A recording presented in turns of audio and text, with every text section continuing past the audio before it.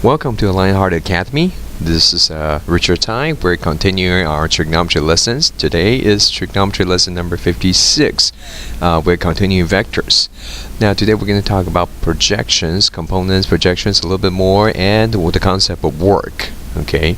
Now as you remember, we have talked about vectors. So in vectors, we can always break any vectors into components. Usually we broke them into components of x and y. So for example, if we have a certain vector like this, okay, let's say call this vector u, we can always break the vector into two components, one in the x direction and one in the y direction. Now this okay, let me go ahead and just draw it very quickly. So this is the component of vector u in terms of the x direction. Now, I know I'm not drawing this just quite there yet. Okay, that's about good. And then this is the vector u, the component of the y component of vector u. If you want to go ahead and just think about like that. Okay, so this we can call this ux, and this we can call this uy. U is a subscript y. Basically what happens is this: the components are basically a projection. If I draw a dotted line, let me draw a dotted line for you, and then you can see what I'm talking about. Basically what happens, this is a projection of the vector u onto the vector x, or the x-axis, if you want to think about that, because x-axis itself actually is, if you can consider it, it is a vector as well, but just a lot longer. So the component of x, of u of x, the x component of vector u is simply a projection of a vector u onto the x-axis. Okay, it's like as if you're standing right here, you're taking a flashlight, right? I'm not sure you guys still use flashlight. So if you take a flashlight right here and you shine in the direction from u to x, you will see a shadow of u. If you can imagine that, you will see a shadow of u, and this is the shadow. That shadow is called a projection. So it is a projection of u on x. Okay, so the components, okay, of a vector, okay, for example, the x component of a vector is simply the projection of the vector on the x-axis, okay, onto the x-axis. Same thing here for the y component. The y component is the projection of u onto the y-axis, okay. So imagine you're standing here with a flashlight, okay. If you're standing here with a flashlight and then you're shining the light onto u, right, and you see the shadow of u on the y-axis, that's called the projection. That's what the projection means in a sense, okay, the concept of projection. Okay, so how do we find the component? Now in this case we have a very important angle.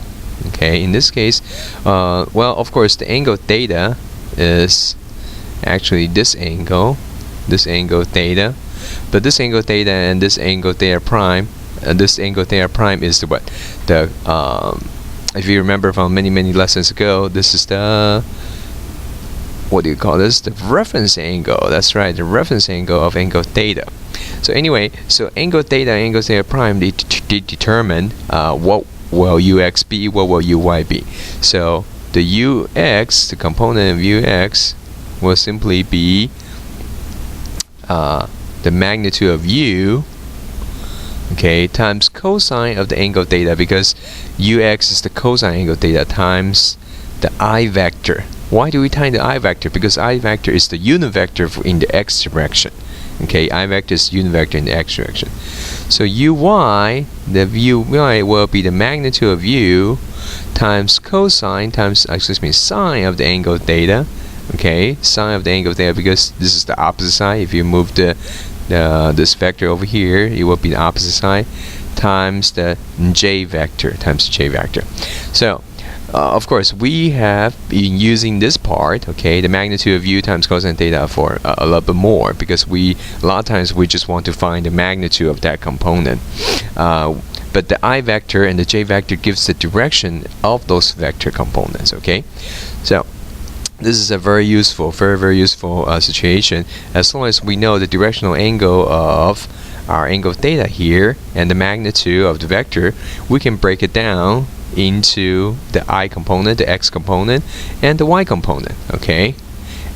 Alright, so we can go ahead and take a look at this. Now, we can extend this concept a little bit further, okay? Because sometimes our reference frames are not simply the x-axis and the y-axis. We can change our reference frame, but when we change our reference frame, we need to make sure our angle theta is correctly calculated, or is correctly identified. Now, another concept is, what happens if we want to project a vector onto another vector? Okay, let's go ahead and take a look at that. What happens if I have a vector? Alright, let's go ahead and do this. What happens if I have a vector u and vector v here? Okay, so let's call this vector u and vector v. What if I want to project vector v onto vector u? And you can see both of them are not in the x and y direction, okay? I deliberately made so. Okay, so let's go projection of let's do vector u on vector v. Well, let's go and change the name. Let's change this to vector u and change this to vector v, maybe a little bit easier. Okay, projection of vector u onto vector v. Alright, so how do we do this? Well, first of all, let's just look at it physically, okay? Let's just look at the diagram and think about what would that projection look like, okay? So what happens is that right now we want to break u into a component that is projected onto v. So we're going to be standing on the side of u and looking towards v, and imagine our flashlight to be here, okay? Imagine we put a little flashlight, we shine our little flashlight or a little torch here, electric torch, as the English says. So we're going to shine the light, and the light going to go shine over here, and so that will create a projection that is perpendicular. It will create a perpendicular distance from vector u, from the terminal point vector u, onto vector v. So this projection is a perpendicular distance from the terminal point of vector u all the way to vector v. So this will be a perpendicular distance, okay? Now, and based on that, we can say, okay, so this part from the initial point of vector v all the way, okay, hold on, let me change that. From the initial point of vector v to that intersection of the perpendicular point, that would be my projection of vector u on v. Okay, so we call that projection of u on v. Okay, let's call that projection of u on v. So this is a projection of u on v, which is a vector. Okay, which is a vector. So we use the symbol called projection with a subscript v and then bigger letter u here. So it means that this is the projection of u onto v. Alright, so how do we do that? Well, let's go ahead and take a look at what happens. There's an angle between u and v, which is called theta. Let's call theta. As you can see, this is a right triangle, and the projection of u onto v has to do with cosine of theta, right? It's just cosine of theta. So the magnitude of this projection of v onto u is the magnitude of u times cosine of theta. So projection of v onto u will be the magnitude of u, okay, times cosine of angle theta, But that only gives us the magnitude of this this vector. But what direction does it go? Well, the direction is in the direction of v. So we have to multiply by a unit vector of v. Now remember, you see, just previously we multiplied this by the unit vector of I, which is the unit vector of x, I vector, and j vector is the unit vector of y. So in whichever direction we have to multiply by the unit vector. So what is the unit vector of v? Well, unit vector of v is the vector v divided by the magnitude of v. So this is a way to help us find out the vectors, the projection of u onto v. Now this could be a little bit daunting here, so let's go ahead and take a look at to see if there's another way we can write this formula here. All right, now if I remember correctly, cosine theta, right? Cosine theta, theta is the angle between u and v, can be written as the dot product, can be written as this. Okay, u dot v divided by magnitude of u times magnitude of v. Alright, so I'm just copying down everything else. Nothing else changed. All I did is I rewrite cosine theta using the formula involving u and v, u dot v. Okay, this is still multiplication. This is still multiplication. Okay, this is dot product. Now, as you can see, we can cancel out the magnitude of u and u from the numerators, okay, denominator. And so let's simplify this. So it's u dot v divided by, now in the denominator we have magnitude of v twice, so it's magnitude of v quantity squared times the vector of v itself.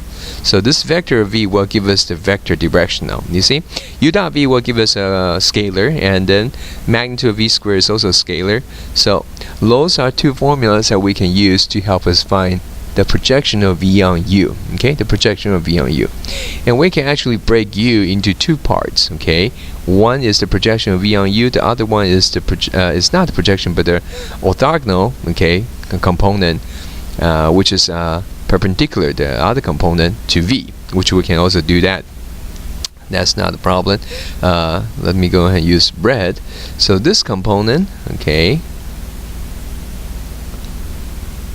is very simply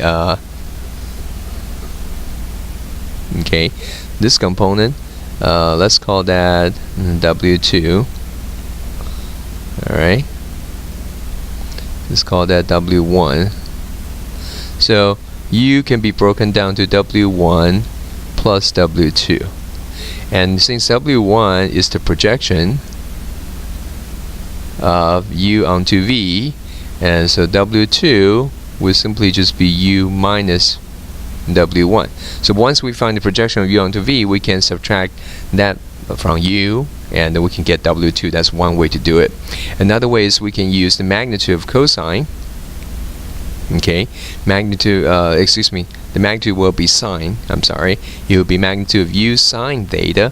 That will give us this, but we do have to find the directional vector, so that's a little bit more difficult, so let's probably use this way, using the component subtraction will be a little bit easier.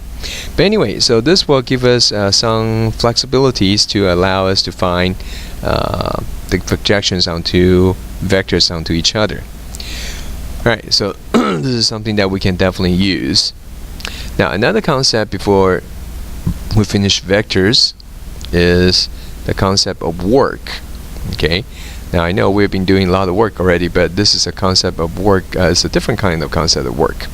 The definition of this work done by a force is a work done by a force. Okay, so the work is work done by a constant force. So this is a concept in physics. Along a line of motion.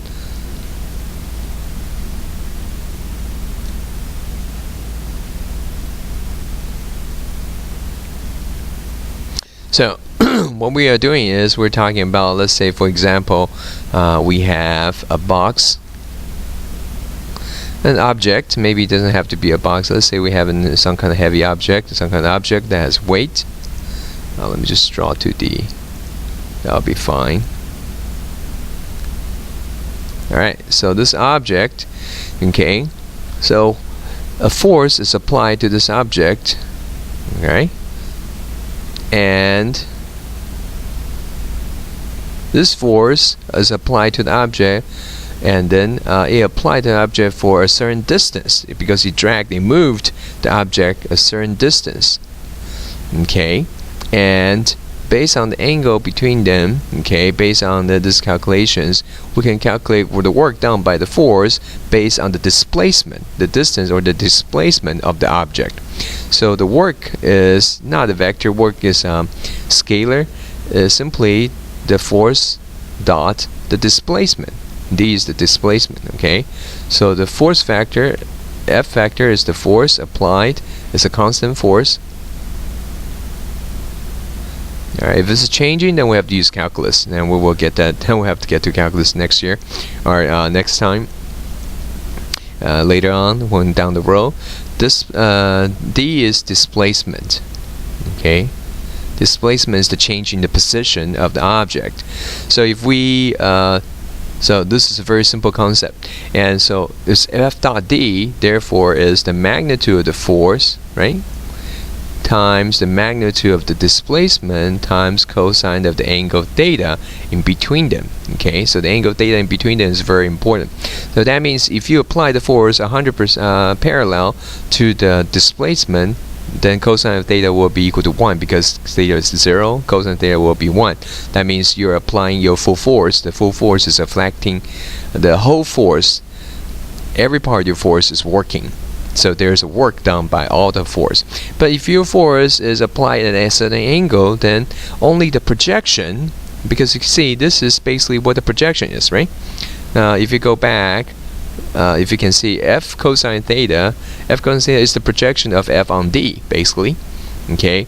So we're basically saying how much of the force is applying to the displacement, and then how much of the force is doing work. Okay, so that percentage, that part of the force comes from the projection of F on D, F cosine theta. Okay, that's what that is.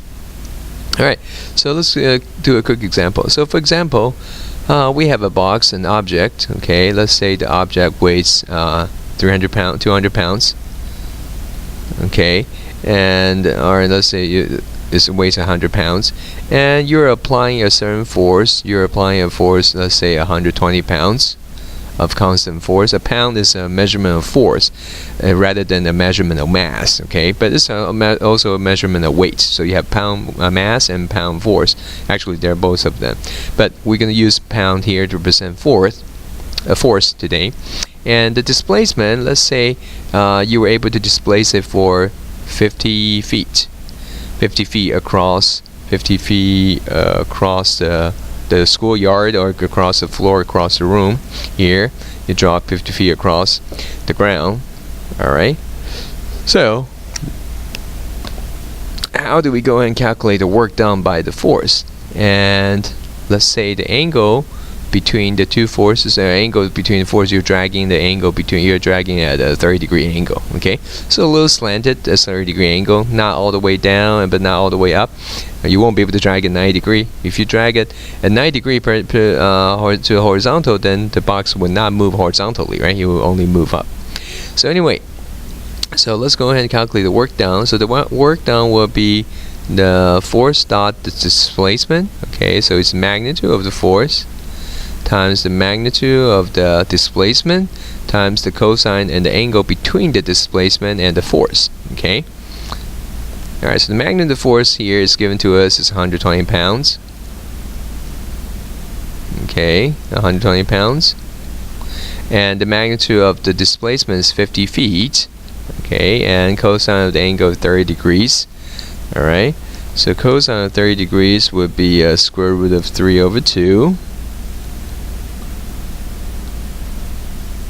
So let's go ahead.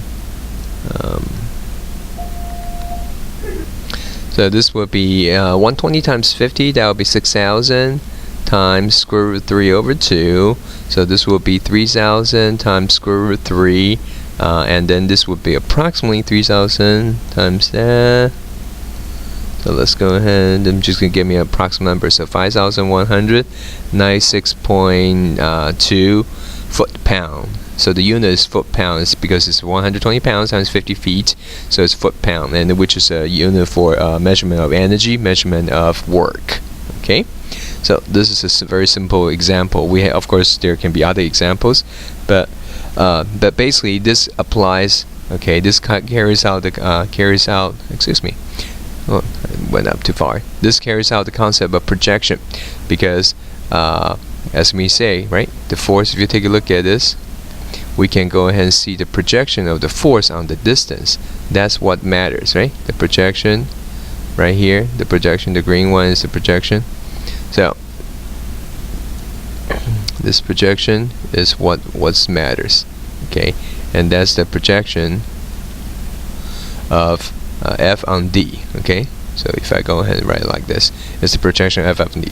So that's why we spent some time before to talk about projection to understand the idea of work here. That's why it's cosine theta. But mathematically, it's quite straightforward. As long as you know the magnitude of the force, magnitude of the displacement, and the angle between them, and then it's very simple to plug in. Okay. All right. So we're pretty much done with vectors. I know there are a lot of other concepts that we will need to deal with vectors, practice problems and things like that. But I think you can go ahead and try that. And if you have any questions or comments, you can come back and then post your question and comments. And once I see your question and comments, I'll try to make another video to answer your question and comments. We can always do that. And the next, starting from next lesson, we're going to move on to the next topic of complex numbers. This may be our last topics in trigonometry, but we'll see. And then, but we look forward to see you again to continue to join us in our discoveries and learning in trigonometry. All right, bye bye.